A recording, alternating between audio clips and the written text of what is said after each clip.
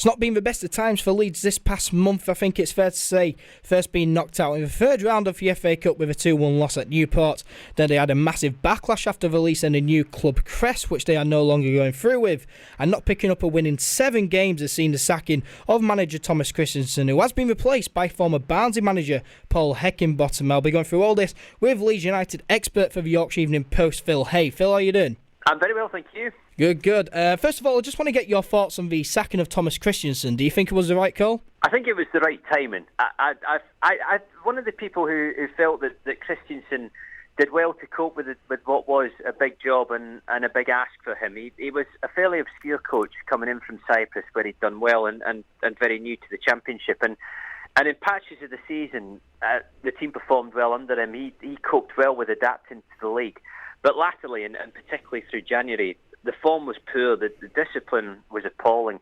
And I felt more and more that there was a lack of tactical nous there, or a lack of tactical wit that was starting to affect the team and was starting to make Leeds look incredibly one-dimensional. I think the other issue as well, and we saw this really plainly on Saturday, was the fact that he was starting to lose supporters. They were critical of his decision to replace Pierre-Michel Lasogga with about 15 minutes to go against Cardiff for Leeds 3-1 down. The stadium was virtually empty by the time the game finished. And listening to Christiansen's own comments afterwards, I thought at the time he sounded very resigned to his fate. I thought he had a very strong inkling that time might be up for him. And when you start hearing a manager speak like that, you know that there's very likely no way back for them. I don't think in the short term there was likely to be a big improvement under Christiansen. I hadn't seen any sign of things changing, the formation, the system, the tactics. I don't think he was in a position where he was going to be able to lift the confidence quickly, or to really create a surge of form that would make something of this season. So I do understand very much the decision to replace him. I think equally I would question with hindsight the decision to appoint him in the first place, despite the better periods of form. But realistically, 7 points off the playoffs, it had to be now or never for Leeds. Another couple of poor results would really put them out of the running. And it didn't surprise me at all when the news came on Sunday. They have replaced the manager with Paul Heckingbottom. Do you think he's the right man to take Leeds forward? Do you think he'll have much success, bearing in mind the tough run of games that are coming up?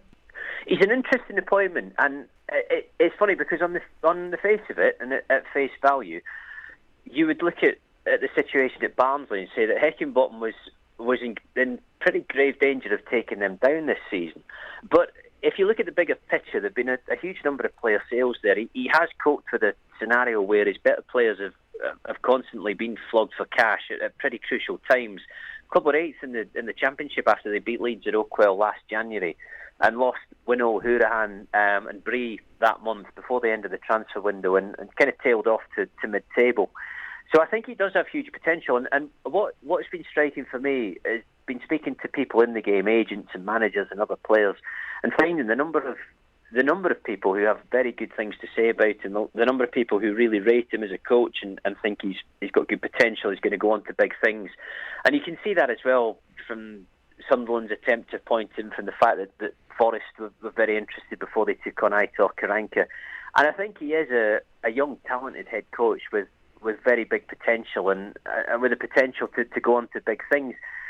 The bigger concern for me, certainly in the immediacy, is that he is stumbling into a really, really difficult run of fixtures now. Sheffield United, Bristol City, Derby County and Wolves coming to Ellen Road in the first week of March. It's at a time as well when Leeds are down on players with suspensions and injuries, and I think there is going to have to be a certain amount of realism about A, the chances of Leeds making the playoffs from this position, but B, the speed at which he can really bring the season under control and start making a very serious impact. And you know, my personal view is, on top of any of that, the squad does need to be better. There does need to be a slightly higher calibre of player in there to give Leeds a very serious chance of having a go at the top two or finishing comfortably in the playoffs. And I think there's going to have to be work done around Heckingbottom to give him the best chance. But I do think, despite appearances, and I do think despite the slight pessimism there was at the beginning of the week, I do personally think it's a good appointment. Paul Heckingbottom, of course, signed a new contract at Barnsley just a few days ago. Do you think they knew about it? Do you think it's been on the cards for a while, this replacement? No. Well, it's very possible that Leeds have been looking at it.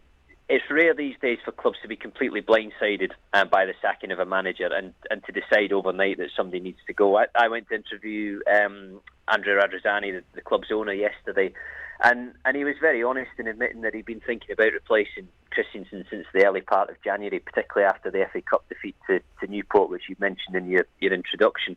So it goes without saying that the club will have been doing due diligence in the background. The club will have been looking for potential replacements, because these days it's almost irresponsible not to do that and not to have a plan in place when the day comes to move your manager on. Heckingbottom, from Barnsley's point of view, though, the departure, I think, came as a complete shock, and that was very clear in the statement that they released on Monday. They weren't expecting it. They certainly hadn't prepared for it. I would have thought, given that his contract was signed or announced on Friday, from what I understand, it was actually agreed a good few weeks earlier, so it has been in place for a little while. But having announced that on Friday, I don't think in any respect they would have anticipated a scenario where he was walking out, or at least making moves to speak to Leeds by Sunday evening. But the crucial factor was that the contract included a release clause of around about £500,000, and as soon as Leeds were ready to pay that, Barnsley were effectively powerless to stop Heckingbottom going. And although Heckingbottom's turned down Sunderland, turned down Nottingham Forest, he evidently wanted this job. He evidently wanted to speak to Leeds. And I think, without putting words in his mouth, I just wonder whether after 2 years of coping with a club where they've existed on player sales, where they've constantly taken away his best players, whether he just felt that the time was right for a change and actually that he'd done as much as he was ever going to do at Oakwell. You touched on it just then in your answer. Andrea Radrizzani yesterday, what do you make of his comments yesterday, pretty much apologising for appointing Thomas Christiansen in the first place? Yeah, it's quite unusual, that, and I was surprised that he was so critical of Christiansen. I mean, in a lot of respects, I agree with the crux of what he was saying. I do think the discipline was a huge issue, and having spoken to people at the club, I didn't get the impression that Christiansen had any way of dealing with that beyond the sort of standard 2-week fines that players get for red cards. I didn't feel that there was anything else, any other measures being taken to draw a line under this disciplinary record. And from what I'm told, one of the first things Heckingbottom said when he came into Ellen Road for talks over the weekend and on Monday was essentially that he wanted to see the disciplinary chart, because in his view it clearly wasn't working.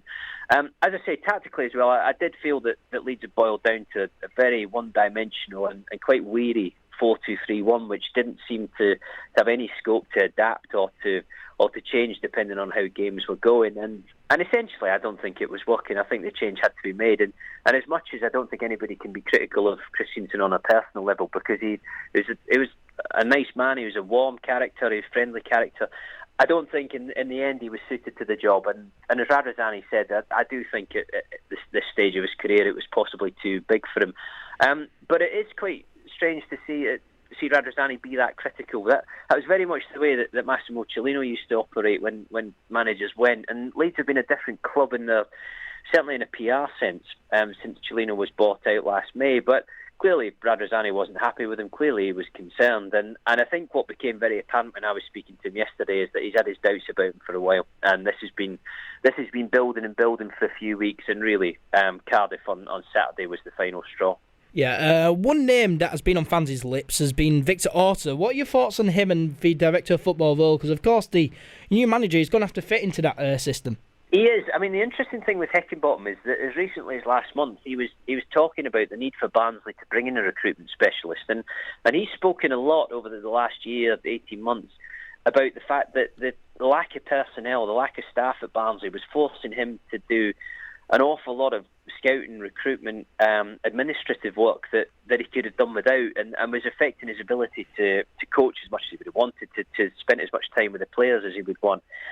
Orta is a very interesting character, enigmatic character. He doesn't speak much publicly, if at all, and who really at the moment has a reputation based on what went on at Middlesbrough during his time as head of recruitment up there. If you speak to people in Middlesbrough, and certainly the reports locally from journalists on the Evening Gazette, the local paper up in Middlesbrough, they're very critical of him.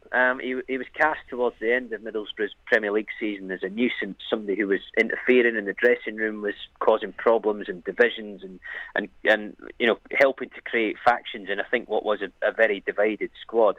And I have to say, on the basis of that, it was a big surprise, given his reputation, that he did roll up at Leeds in the summer, and that Leeds were ready to entrust him with the authority for recruitment. Because as much as Radrizzani pays the money and is in ultimate control, Orta's authority and influence on transfers is almost absolute. He runs the scouting network, he appoints the scouting network, he identifies players. He always said that Thomas Christiansen had the final say, and I suspect they'll say the same about Paul Heckingbottom. But essentially, the process of pushing players to the point where they're ready to be signed, provided the head coach is happy, is entirely in Orta's hands. And I do think there is legitimate criticism of the signings that have been made this season. Some have been good, some have been excellent, like Samuel Saiz. There are others that haven't made the impact that they needed to. And as a basic comparison, Leeds had a good 10 points off the position they were in under Gary Monk last season, with a squad which, in the view of many, including me, probably wasn't suited to promotion anyway, probably wasn't quite ready. And it's hard to avoid the feeling that, you know, in a simple sense, and in terms of results and the performances, the club have gone backwards slightly, and you know, that's difficult to defend. And I do think that, you know, if Thomas Christiansen's accountable for that, then your head coach, your director of football is every bit as influential and important in the structure as your head coach. Radrizzani clearly likes Orta, and from speaking to him yesterday, he didn't accept the argument at all that Orta was a problem. And I have to say that I'm not hearing the same stories of, you know, outright interference and that type of thing to compare with what was being said at Middlesbrough. But there is no doubt that the recruitment falls on Orta, and there is no doubt that ultimately it has to be his responsibility. And I do think going forward, if they don't make the playoffs this season, it is going to have to improve, otherwise scrutiny on him is going to continue. And on the topic of recruitment, what do you make of the January transfer window business Leeds United did? Of course, they strengthened in some key areas. They signed a left-back in De Bock, a midfielder in Forshaw, and they signed a striker in Tyler Roberts. But what do you think they should have strengthened in defence? Because, of course, with all these injuries and suspensions, do you think they should have taken that chance and got a defender? It was a funny one with the centre-back. I do understand the argument that had they signed another centre-back, certainly on a short-term loan to the end of the season, they would potentially have been in a position where once Cooper returns from suspension and once Pontus Jansson is fit, which it looks like he will be for the Sheffield United game, despite being stretchered off against Cardiff, which strikes me as somewhat bizarre. But Jansson will play by all accounts at Bramall Lane, and that's a huge boost for Heckingbottom, because it means he will have a pair of recognised centre-backs to start in what otherwise would have been a really makeshift defence. But some cover there I don't think would have been a bad idea. Equally, I do understand the problem of having centre-backs kicking their heels around Thorpe Arch when they've got no chance of playing. A left-back was essential. I mean, the idea that Leeds could have persisted with Berardi at left-back or Vernon Anita at left-back, I felt was ridiculous, really, if you're talking about a side who want to get into the playoffs and to win the playoffs. And without any question, they needed more up front. And what they've done with Roberts is they've gone for a longer-term option there. He's 19, he's very, very well thought of. He's a Wales under-21 international. But I think it's a little like Heckingbottom himself. It's probably a big ask to expect Roberts to come in and to make the difference now between finishing 7th, 8th, 9th, 10th and finishing in the top 6, given some of the clubs who are in there and the form that they're in. I do think that's a good signing, and I do think it'll be a good signing for the future. The concern I have about the squad is that I still feel that it's lacking that sort of top level of championship class that you need to get out of this division. And to some extent, I think you have to ask questions of the wage bill at Leeds. It's by no means a poor structure. The top wage is £15,000 a week, which is not a poor wage in the Championship, but it's a long way short of the highest wage that the other clubs are paying, and it's quite modest by the highest standards of the Championship. And I just feel to get that little extra degree and that little bit of extra quality, that and the transfer budget might have to be something that they push. Although from speaking to Radrizzani, he did say that the wage budget has gone up by £7 million this season. So if that's correct, it's considerably higher than it was. And I don't know in their current financial situation whether Leeds really have the scope to push it much further. And I just want to touch upon quickly the new badge. What are your thoughts on the whole new club crest and the petition that was started by the Leeds United fans? Well, it's quite rare to get that level of agreement on anything at Leeds. I mean, you sometimes think that if you put 100 supporters in a room, would they ever be able to agree on a badge? But there was, with the exception of one or two dissenting voices, there was virtually unanimous condemnation of that badge.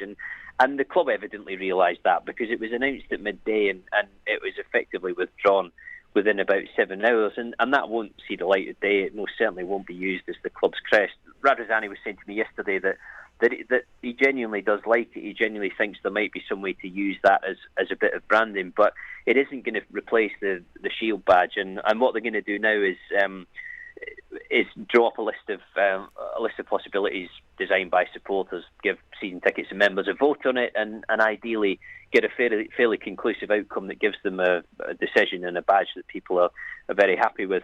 Where it fell down for me was in the consultation. Leeds said they'd spoken to 10,000 people about this before the badge was announced, but I don't think they spoke to 10,000 people specifically about the idea of changing the badge. I don't think they spoke to 10,000 people specifically about the idea of using the Leeds salute on the badge.